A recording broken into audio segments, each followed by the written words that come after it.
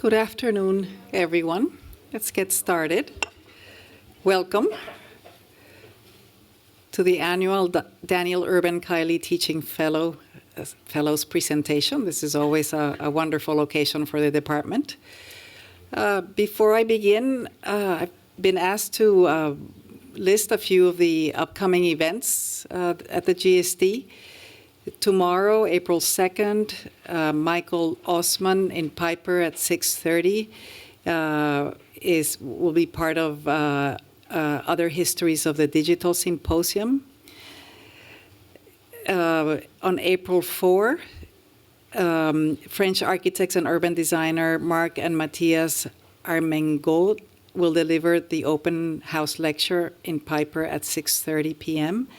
And on April 8, Irene Perez Pifirer and excuse me, Mayol Amengual of Spanish architecture firm TEDDA will give a lecture at Piper at 6:30. So back to our business. I will begin by saying that to those of you that are not familiar with the Kiley Teaching Fellowship, it was established in 2011. So Tat is our 7th Kiley Fellow. And it is awarded annually to an emerging designer whose work articulates the potential for landscape as a medium of design in the public realm. And it builds upon the GSD history of pedagogic innovation, as well as on the Department of Landscape Architecture's leadership in education in the field. Today we'll be hearing from the 2017-18 fellow, Montserrat Bonvehi Rosich. Tat's research focuses on the relationship between landscape ecology and food production, and the specific worldview that emerges out of this relationship. This semester, Tat is continuing her research with a seminar titled The Landscape We Eat, where she and the students explore the relationship between food systems and their geomorphology, climate, infrastructure, time, and culture. Following the methodology that she set up for this seminar, today she will talk to us about 3 things, very intriguing as a set: a waterproof parka, a carrot, and the Qanat, the underground irrigation channels of Middle Eastern desert cultures, each of which produces and is produced by a particular form of landscape knowledge. Tat is from Barcelona, Spain. She's a licensed architect, urban designer, and founder of TBR Architects, an award-winning firm focusing on the challenges and opportunities of designing public space. She holds a master in architecture from the Barcelona Architecture School at Polytechnic University of Catalonia, where she also taught in the urban design department. Before joining us at the GSD, she was faculty at the University of Virginia at the Department of Landscape Architecture. Congratulations, Tat, on the conclusion of your fellowship, and thank you for being such an integral part of the school and the department.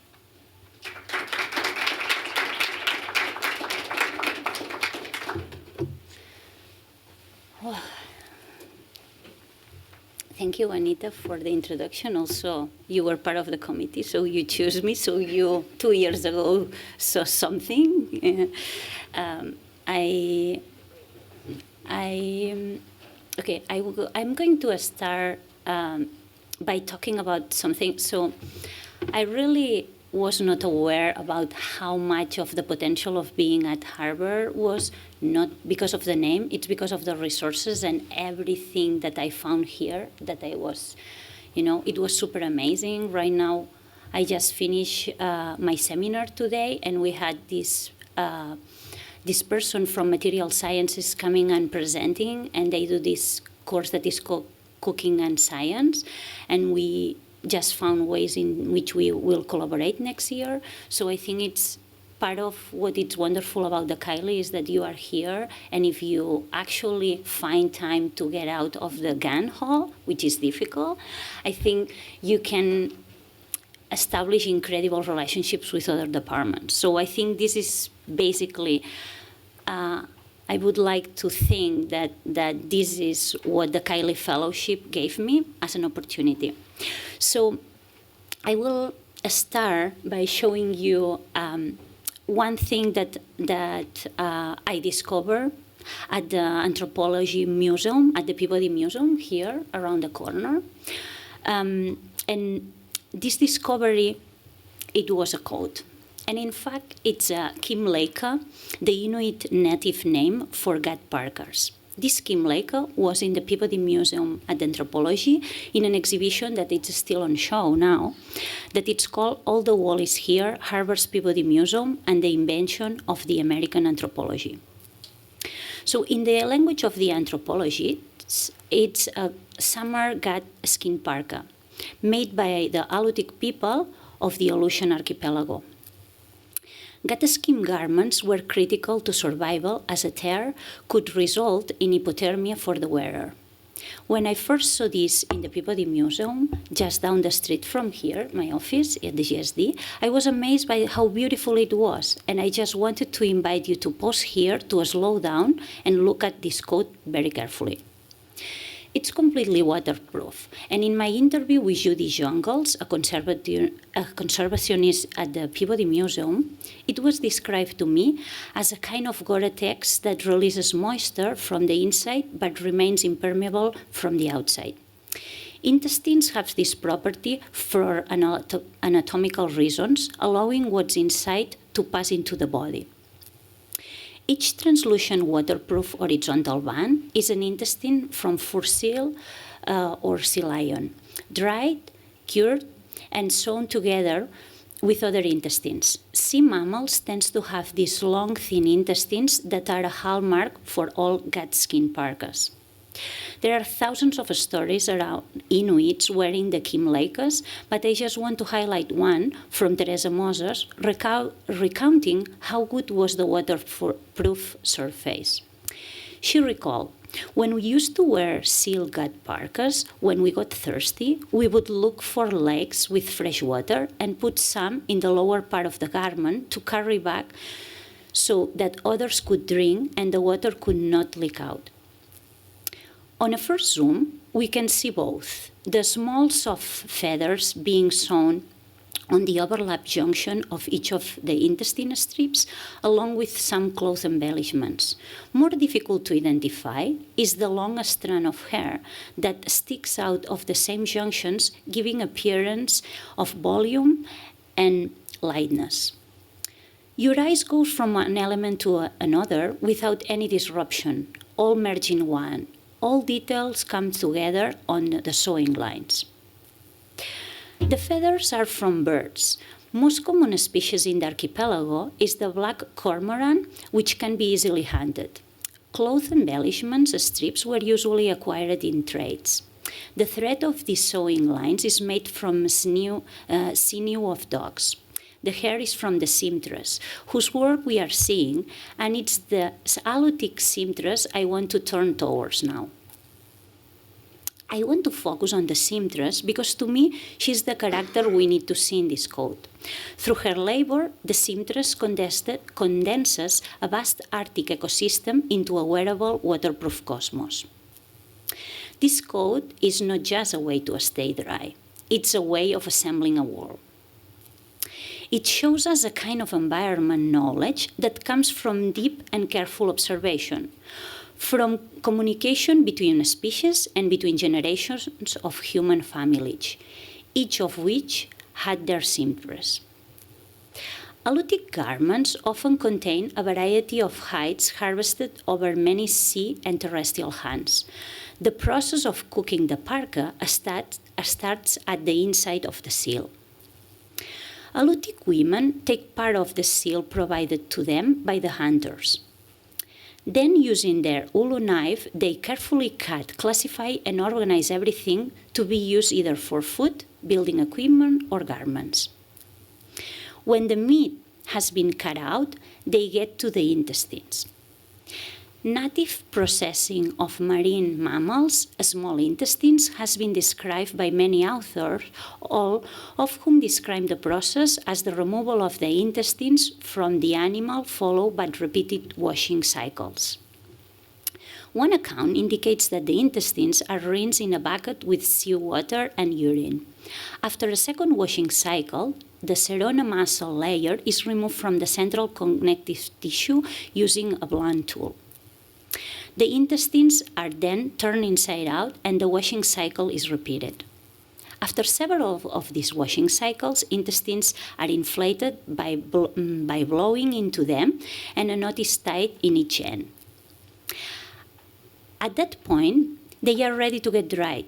Here is the image of our seamstress is waiting for the blown intestines to dry or freeze, depending in which season the coat is being made. Two different types of gut skin can result from processing depending on the type of the year and weather conditions in which the intestines are dry. The parka in the Peabody Museum is a summer gut, meaning it was produced in the summer.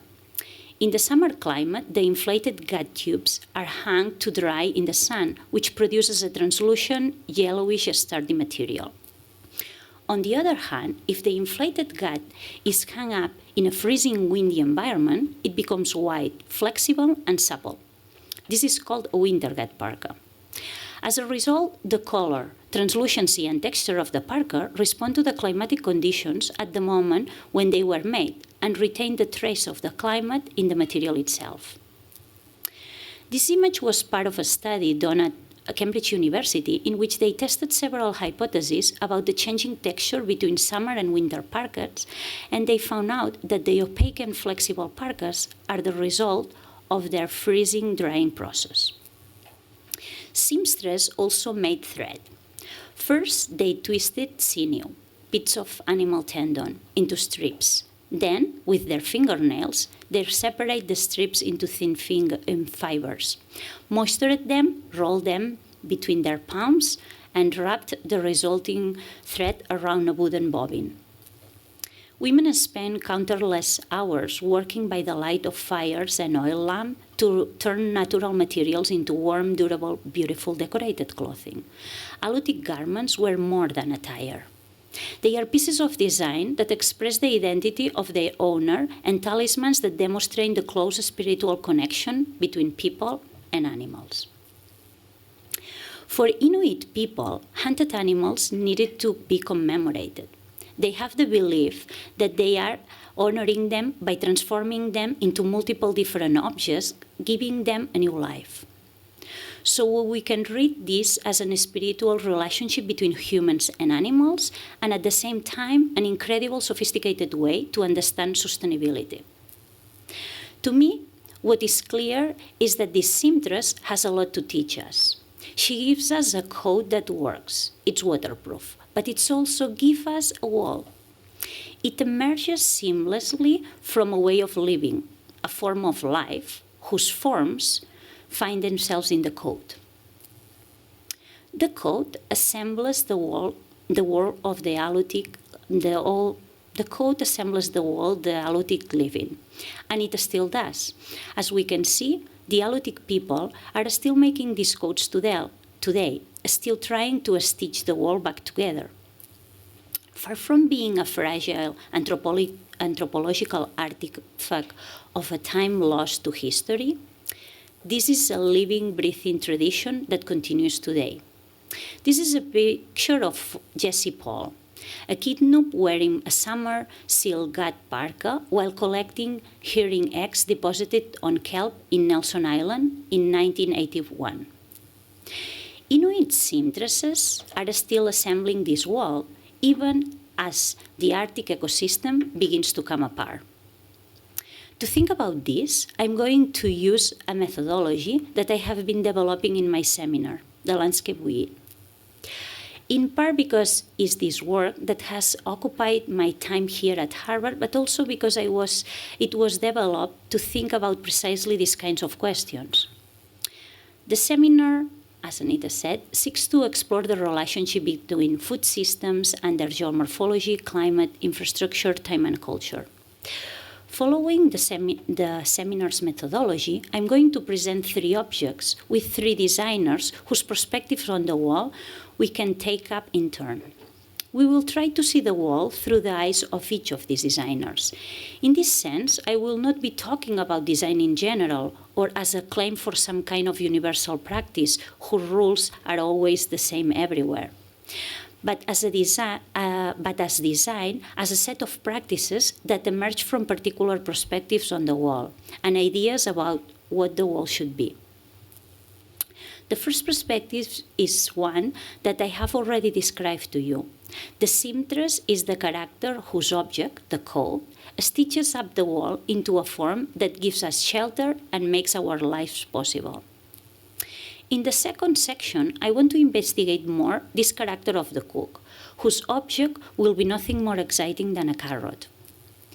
In the third section, I will take up another landscape, whose soft parts and hard parts get stitched up in a wall that makes a certain kind of life possible in the desert. Each is an object, and as we have seen with the coat, each object is a landscape. Perhaps another way to describe the work of the seamstress is to say that it is fundamentally different than the hunter. While the men were hunting the seal, it was the work of women to know what to do with the seal after it was caught. In a well-known passage from Plato's Euthydemus, the main characters are discussing which kind of knowledge is required by wisdom. And here, an important distinction is made between the hunter and the cook. Quote, "No art of actual hunting extends any farther than pursuing and capturing. Whenever the hunters catch what they are pursuing, they are incapable of using it. But they and the fishermen hand over their prey to the cooks, since they themselves have no idea how to use their prey, but only how to hunt it." So the difference between a hunter and a cook is that the hunters know how to capture the prey, but only the cooks know how to use it. Further in this text, Plato's character will make this same claim about generals of powerful armies. They know how to capture the city, but they don't know what to do with it afterwards. They don't know how to make it work. This is the work not of the hunter, but of the cook. Elsewhere, Plato defines the skillful cook as the one who knows how to cut along the bones, finding nature's articulations rather than simply chopping straight through them like a clumsy butcher. For me, coming from Spain, this reminds me on how hard it is to slice jamón ibérico. Slicing jamón is a profession in Spain. It is well paid and highly skilled. So Plato's definition of the skillful cook resonates with me, but of course this passage and others have been raised to a long debate in Western philosophy over how to be a skillful cook, how to find the articulations of nature, or whether or not these articulations really exist. The skillful cook is a different kind of cook, depending on who you ask. In this lecture, I want to define the skillful cook in a slightly different way. If the cook is fundamentally different from the hunter, because the cook knows what to do with the prey, then the question becomes, how does the cook know what to do? The answer I want to offer here is that the cook has a tendere. A tendere is a Latin word that it's also used this way in Spanish to mean a kind of attention that is stretching towards. As Tingingle described in his lecture, The Art of Paying Attention, a tendere is looking closely, very closely, so close that you begin to stretch towards something. Like Giacometti, incapable of finishing the portrait of Lord James, whose presence was impossible to capture, according to the artist, since every day he was looking slightly different. Here we see 18 different days they met for a painting session depicting 18 attempts of finishing an always unfinished portrait. A never-ending act of a tendere, I would say. Or like Antonio Lopez, painting the membrillo over and over again, camping in his yard day and night, trying to capture the ripening of the fruit as it became heavier, changed color and position. Attendere is fundamentally a kind of attention that recognizes change because the object is in constant transformation. Paying attention is something that anyone can do, but there are better and worse ways to pay attention. In this sense, we need a method. In my seminar, The Landscape we have drawn a lot of inspiration from a particular kind of attendere that comes from the kitchen of Ferran Adrià. More than anyone else, Ferran has inserted a method into the practice of cooking that I think we can learn from as designers, particularly because no one is better than Ferran at documenting the method of attendere. I want to invite you to pause on this image now, in the same way that we pause on the image of the code. In this image, what we are seeing is every way in which we could find a carrot in Old Bulli, and also every tool that was used to transform it. Transparent PVC strips, trace paper, pastry bag, blowtorches, tweezers, pipettes, nitrogen ball, mandolin, microscale, and over more than 60 other tools depicted here. This image is called a still life of the 21st century. We see carrots in different shapes and organizations, in foam and pastes, hard carrots and soft carrots, large ones and small ones. Sometimes the density of the carrot is transformed. Sometimes its distinctive color. Sometimes it's its flavor. In this image, carrots and tools are deeply connected. Sometimes the tool contains the key to transforming the carrot. Sometimes the carrot suddenly suggests a different use for the tool. What we are looking at is not the carrot, but the carrot's attendere. At Old Bulli, each new recipe on the menu needed more than 2,000 hours of work from the first research on ingredients or techniques until the final stages of the plate's composition. We are looking at thousands of hours of different people paying close attention to the carrot and how it might appear to us in a dish. Ferran and his team deconstructed and reconfigured culinary and gastronomic conventions by observing the constituent parts of cooking in a critical and analytical way in order to establish new relationships between previously unconnected components. Attendere leads Old Bulli to a change in focus. More important than dishes and recipes are concepts and techniques that allowed them to be created. Ferran and the team sets a new way of cooking which gets materialized in El Taller, the workshop. He establishes the first ever cooking workshop in culinary history that opened during the 6 months that the restaurant was closed. This space acts as a laboratory of ideas, where the important thing is create new ways of doing things and creating applicable models, opening the path for others to freely use his discoveries to create new dishes. In this new method, we have seen that the priority was not to create dishes, but rather to create concepts and techniques. A question we could ask here is why the still life of the 21st century depicts the simple carrot rather than, for example, a fancy truffle. In the words of Ferran, quote, "All the products have the same culinary value regardless of their price." Back in 1994, as Nouvelle Cuisine was using ever more expensive ingredients, Old Bulli was challenging traditional conceptions of luxury and what exactly was luxurious in fine dining. Here, the value of the carrot is in the knowledge of how to use it. Remember the distinction between the hunter and the skillful cook. Having an ingredient is not enough. Through attendere, the cook is the one who knows how to transform this ingredient. Anyone can serve a good truffle, but no one understands the materiality of the carrot in quite the same way as the chefs at Old Bulli. What we understand from Ferran's tallers, from his 6 months of research and 6 months of cooking, is that this kind of knowledge takes time. This is the kind of knowledge that it's gained over long hours and thousands of different attempts. In Spanish, it's a method that we might call prueba y error. In English, we might translate this into trial and error. As Ferran Adrià would be the first to admit, the skillful cook is not a genius whose ideas arrive fully formed. The skillful cook is the cook that pays attention, works through many failed designs, and passes knowledge on to future generations. If the code taught us to see the work of the cook, and the carrot taught us that this work requires a tendere, then I want to argue that it's the Qanat that teaches us that in practice, a tendere always takes time. So what is a Qanat? Here you can see a diagram of a Qanat.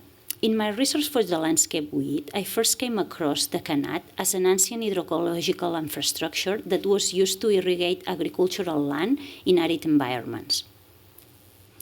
Initially, what amazed me about the Qanat were that they were everywhere. You can find them in Asia, Latin America, Europe, and the Middle East. There are literally hundreds of thousands of kilometers of Qanats all around the world. They act like a silent global infrastructure for high groundwater quality. That was largely been forgotten. Probably invented in Iran more than 3,000 years ago, the Qanat spread to Asia through Turkey, to Europe through the Arab conquest of Spain, and to Latin America through the Spanish colonial empire. For me, it was amazing to see the same infrastructure in such different parts of the world. They are called Romani in Syria, Kanerjin in West China, Kareth in Afghanistan and Pakistan, Galerias in Spain and Latin America, Falash in Oman, and Kithara in Morocco. But as I did more research on Qanats, what I realized was that there was something else about them that was actually more interesting. And this is what it brings me to be very specific practices of a tendere that the construction of the Qanat requires. More than anything else, we could say, a Qanat is a technology of time. It is a tendere sustained for almost an imaginable length of time. So how do you build a Qanat? In order to illustrate the construction of a Qanat, I want to show you one in particular. I chose this Qanat for more or less at random from the over 273,000 kilometers of Qanats in Iran. As you can see, even from large-scale satellite images, Iran is a densely folded terrain. Iran's geomorphology is the result of the collision of the Arabian-African plate and the Eurasian-Asian plate during the Cenozoic. As the result of this collision, the Zagros mountain systems emerged, crossing along the whole country from northwest to southeast, while covering much of southeastern Turkey and northeastern Iraq. This condition is the result of Iran's main geology, which responds to its conditions of malleable territory in constant movement and transformation. These transformations made it possible for the deep water reservoirs under the metamorphic rocks to emerge through the process of cracking and faulting. This fault is the first condition for the Qanat to be able to exist. The fault line brings part of the deep water closer to the surface on the base of the prominent mountains. The Qanat is a tunnel through the side of the mountain that accesses this water. Notice the donuts shaped holes on the ground. These show the path of the underground Qanat. The Qanat irrigation system rests on local knowledge and experimental hydrology. It was widely used for several reasons. First, Qanat require no power source other than gravity to maintain a flow of water. Second, water can be moved over substantial distances throughout these subterranean channels with minimal evaporation losses and little danger of pollution. This particular Qanat in Jupar, called Gouharit's Qanat, dates from circa 600 CE and runs for more than 4 kilometers. The last well is named after the 12th Imam, where the exit discharges into a reservoir in the courtyard of a mosque, and there is a hammam, a public bath, for curative purposes associated with the spiritual importance of the Qanat. So as you can see, the construction of the Qanat begins with the mother well. In this Qanat, there are 6 mother wells with 6 branches that combine at the entrance to the city. First, you need to identify where the water could be. Traditionally, they were digging a hole at the origin of an alluvial fen. This first well that finds the water in the landscape is called the mother well. Second, in order to connect the outlet point to the mother well, you need to dig a tunnel to the precise point in the earth that the mother well has reached. But in order to arrive to this point, you cannot simply dig horizontally out from the mother well itself, since it's full of water. Water makes tunneling impossible. The result is that you have to dig towards the mother well from the outlet. So the question becomes, how do you know where that point in the earth is that the mother well has reached? The answer for this is that you need to know 2 sides of the triangle in order to build the third. The only side of the triangle that is known is the mother well. So in order to find the third, the hypotenuse of the triangle, which is the side of the mountain, you must be carefully surveyed. The problem again brings us back to tool. 3,000 years ago, the only tools available for this kind of survey were too imprecise to build a Qanat. Even today, with modern surveying tools, building a Qanat would be a challenge because, of course, not only do you have to arrive at the precise point reached by the mother well, but you have to arrive there with a tunnel whose slope can carry the water away. A Qanat could be up to 100 kilometers long and few hundred meters deep. For a Qanat to function successfully, they had only centimeters per kilometer as a margin of error. In a paper by Statis Stiros, the paradox of the Qanat design is this. Iranian surveyors use a mizan and a rod to do their surveys. To use this tool, you hold the telescope by a string, waiting for it to become level, and then look straight through to find the correct point on the road. The problem of measurement for this tool, as Stiros explains, is the climate. In the summer, a very hot ground surface temperature causes the light to bend very slightly. Over the course of a few kilometers, this error, even with perfect use of the surveying tool, would introduce errors into the surveyor greater than are required to building a Qanat. On the other hand, in cooler temperatures, in the morning, at night, or winter month, the light bends again differently. So as all the landscape architects here, today we use a laser instead. We produce our own high-intensity light to avoid the climate effect. So, how did surveyors in Iran 3,000 years ago deal with this problem? The answer is by measuring over and over again and taking the average. The amount of time it took to build a Qanat was enormous for this reason. Some Qanats took 10 years to survey and only 4 years to be built. Of course, then, the geology of the mountain had to be assessed, avoiding areas that were too hard or too soft for the tunnel. The integrity of the tunnel was supported by the geological structure of the Iranian plateau, which is calcareous and causes that inner layer of the tunnel to precipitate and into a hard lime coating, which also helps to contain the water, becomes waterproof basically. Where softer parts of the mountain soil were unavoidable, the tunnel architects would use cols, which are elliptical clay rings that you can see here in the image. These rings would essentially become like the lime layer on the inside of the tunnel, supporting the cavity and containing the water. Wherever it was impossible to support the tunnel, the cools and where the soils were too soft also, the tunnel had to change the course.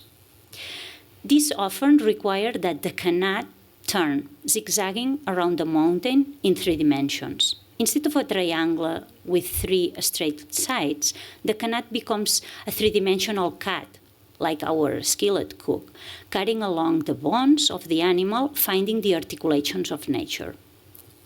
Here, our skilled cook is the Mukani, who, like the seamstress in the Aleutian Islands, has developed methods of seeing and sensing the dark interior of the wall, finding resources, richness, and diversity where others have only seen blank, empty voids.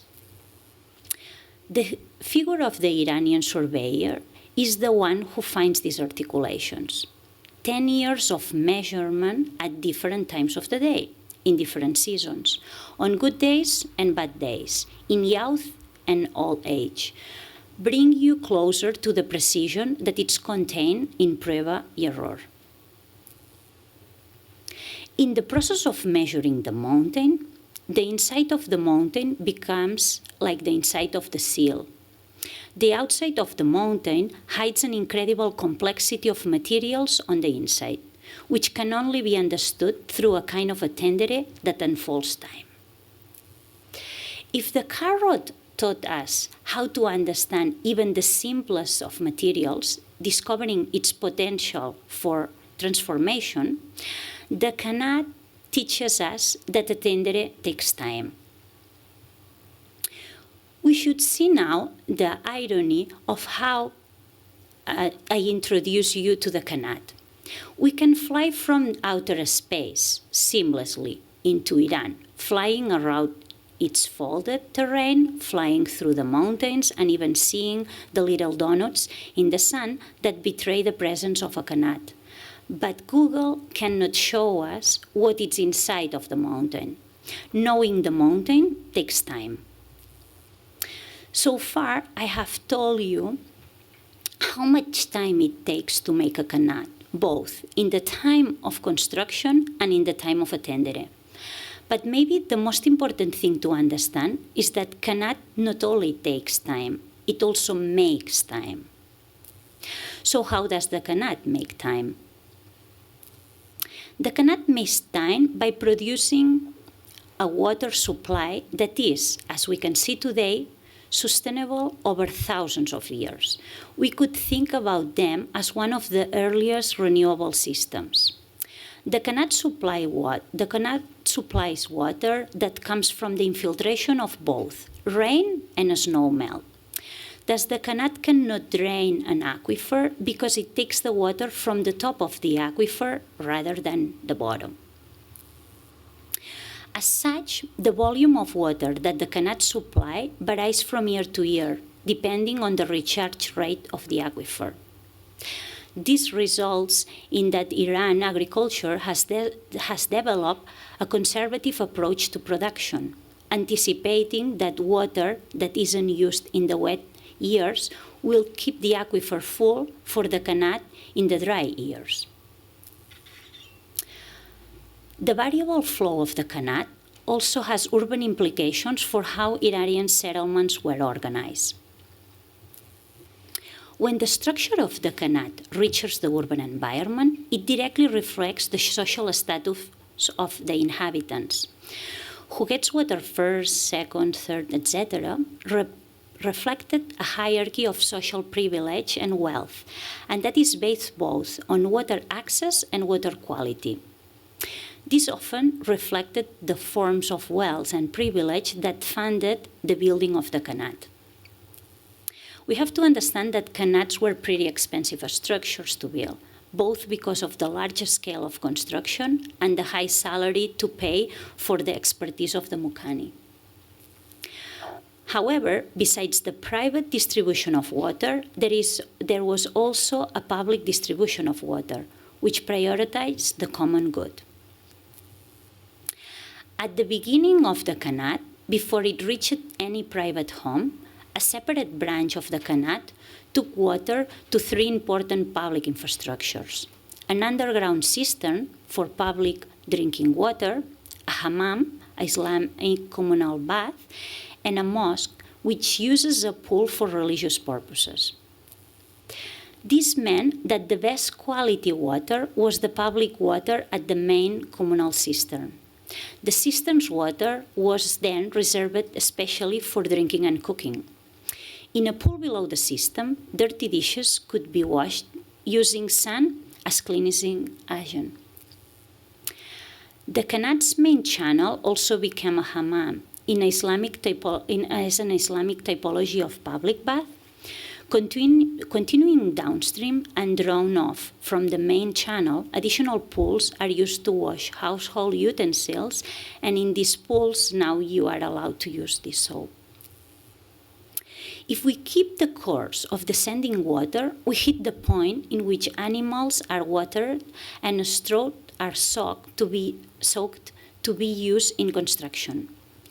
After all these communal needs are met, water flows to fields, where the added organic material and other waste fertilizes the fields.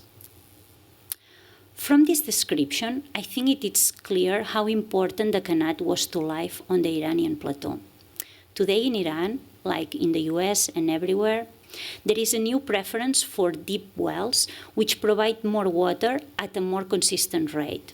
But the problem is that they deplete the aquifer. Instead of making time, like the Qanat, the deep wells steal time from future generations. Someday, the water will run out.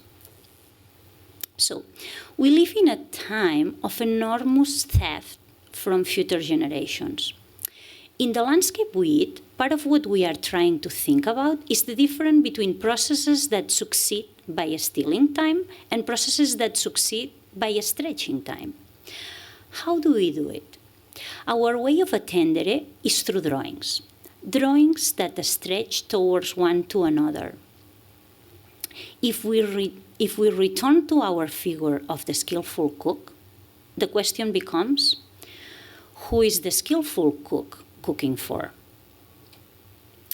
In the figure of the seamstress, the chef, and the mukani, the skillful cook cooks for us, but also for the generations to come. The skillful cook has a tendere, and like the drawings of Giacometti or Antonio Lopez, this tendere captures time and process rather than objects. The still life of the 21st century, as we have seen, is in motion. It looks like a mess. And what it teaches us is not so much a technology as an attitude. I think this is what the skillful cook has to teach us as designers. It is an attitude toward a slow, stretching observation that brings us possibilities of transformation. Thank you.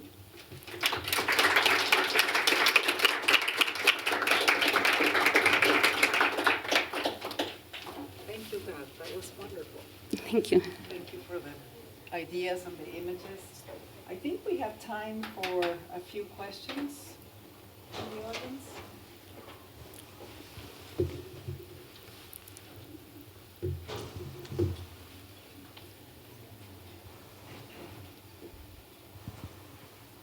Alex. I think we can imagine from this presentation a different kind of world where people are attending to what they're doing, studying it, and being conscious of craft. In other words,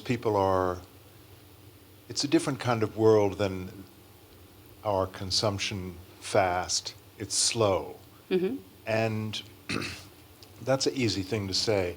I'm wondering if, after your studies, you are imagining that since you have shown us 3 forms of sustainable, creative, considered, and rewarding work, if you can imagine that work and that we can move towards a society where this kind of work and different kinds of work have more value as a basis and even the necessary starting point for sustainability.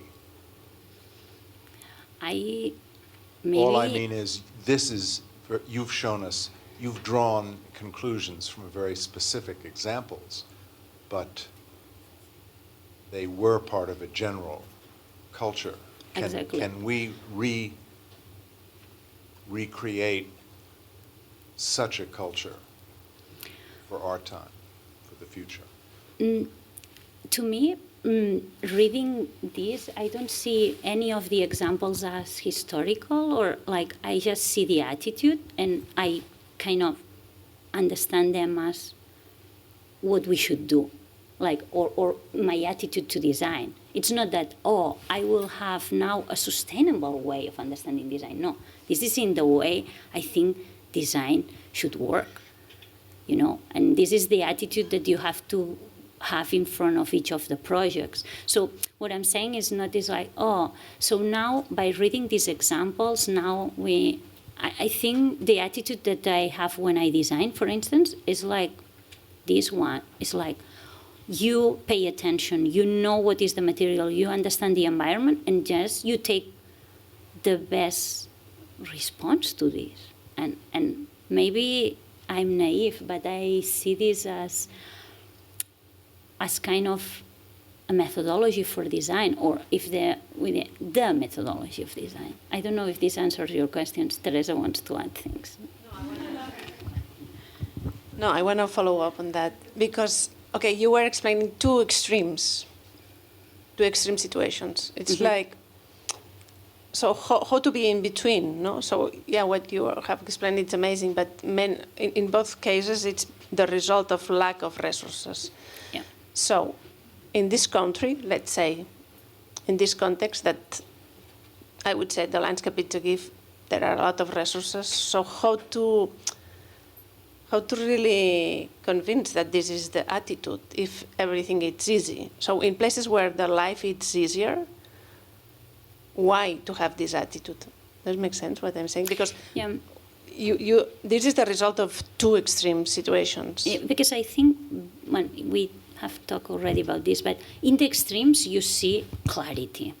So if there is anything that needs to be abstract, it needs to be from the extremes, because then nothing else is in front of you that, you know, that can confuse you. So these are why those two extremes are so clear.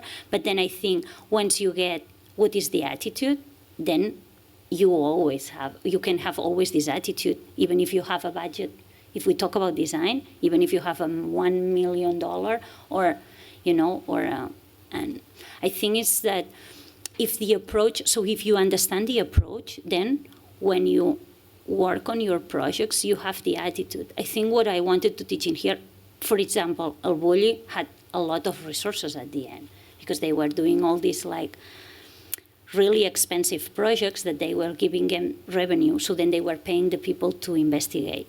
But at the end, their attitude was generous because it's like, no, what we do is new techniques and new concepts, and then are free for all, and then you can take them and push them or combine them in recipes. So to me, the extremes, yes, I agree with you that it's much more difficult to distillate this in other types of environments, in other economies. But I think if the attitude is there, then you can never do. I think after knowing this, you would do a backyard project much more different, I think, you know. So. No, maybe thinking about that is maybe that the answer is that no, we have to think about the planet as a whole. So the planet is falling apart, and our attitude should be everywhere the same, that it's the attitude of the extreme. So it's like we're achieving the extreme, and this attitude of saving, or I think that believing that creativity and time and attendere,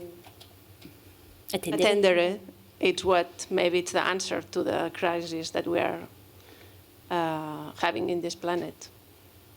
No? Yeah, thinking that it's the whole planet.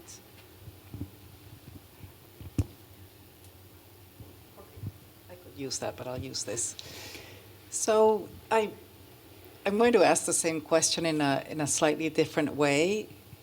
So one basic difference between the parka and the Qanat is that there's no contestation for resources. Somehow the community has agreed, and they do that, and they've been doing that for centuries or millennia. And for us now, because of the conditions that we're in, everything is contested. I don't think there's a lot here, because everything is so politicized. The last leaf is politicized, or the first. You know, and it is, and that's why issues of say climate justice or environmental justice, or any at this point any other form of equitable distribution of resources is so poignant. So, and the proof of that is that El Bulli has the luxury of doing that because he is not impinging on anyone's resources. He's completely privatized.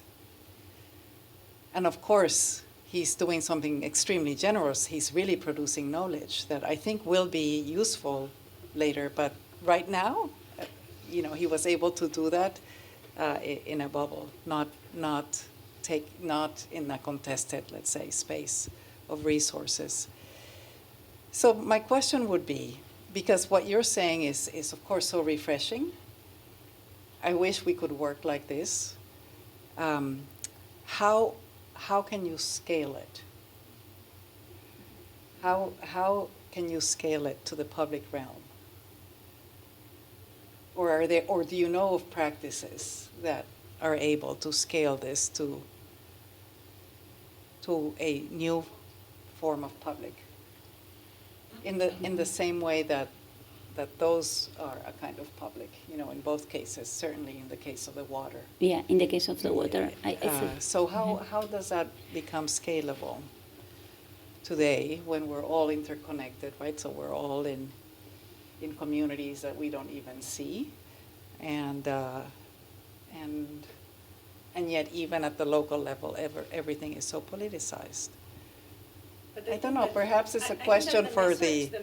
That message, I understand, it's that our attitude as a designers, it has to be this one. It's not that because we are working with a big budget, we have to spend the budget just doing stupid things. It's that we have to be aware. Oh, yes, I mean, hopefully we're beyond that, yes, so of course. So in a way, it's that a critical practice is the one that it's aware that it works in that context. And it's critical because it has the attitude of being very smart, of bringing all of this wall into the proposal. I think that the idea of the attitude of the designer in a way, it's very important. It's a manifesto itself, and I think that as a designers we have really a lot of power to send messages, to say, okay, I'm doing that, but because this is going to work with the community. It's what we are trying to do in Franklin Park. So it's going to have a lot of repercussions, and not only now, but towards the future, and bringing and understanding the past. This is what I understand from your lecture. So in a way that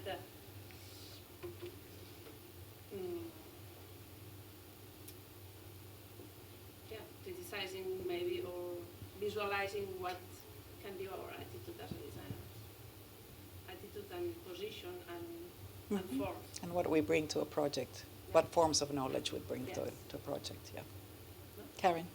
I would say that one example of this being, now we have so many microphones, they're going to pick up on each other, but one example of this being scalable, I would say, is based on, it's not based on a building material, but actually on a species, and that is the work in Seattle to remake the landscape, to open up streams, to make connections that didn't previously exist, all for the salmon, which was something that was important also to eat. And when you live in Seattle is really important because it's a really gray space and it helps you sort of stay happy. So there's a lot of reasons why the salmon is good, but it's a very visible, species. So it was a really sort of easy, almost easy one for them to pick. But that's an example of a community coming together and on all levels. And regionally, to make it happen. Thank you for your presentation. I was always being very curious about your work. After all of your own self curiosity and all this learning process, what of these methods or strategies or own curiosities you instill in your students, or you ask for them? Like, you started your entire presentation about a trip you did to the Museum of Anthropology, and I thought that was really beautiful. So, how you push your students to start looking maybe into something different, maybe not from the historicist point of view, but from that relevance of today's issues? So, for instance, I believe that in the way that the designers operate is through design, like through drawing. So we draw everything, but we don't draw everything in a way. So we draw something and then we ask which is the next drawing that needs to be done to understand better the first one. So it's not a process of iteration, it's unfolding. I don't know if we can talk now about one simple example that someone is doing. I don't know, there is a team now researching on figs, and they found a fig tree, and then they found out that there is only the figs that we eat are the ones that one insect goes inside, and in that process is when they get ripened, and then actually you can eat them. So now then suddenly you have to research on the insect.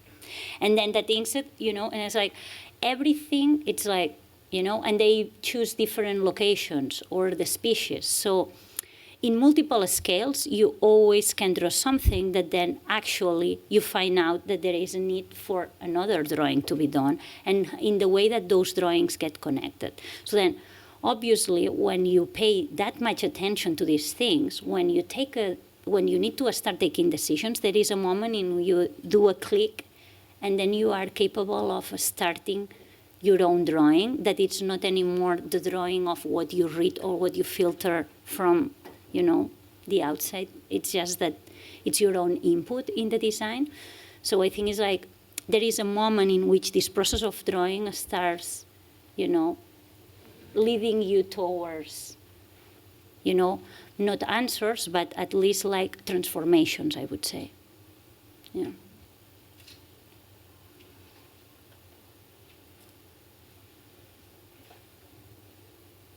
Perfect. Thank you. So much.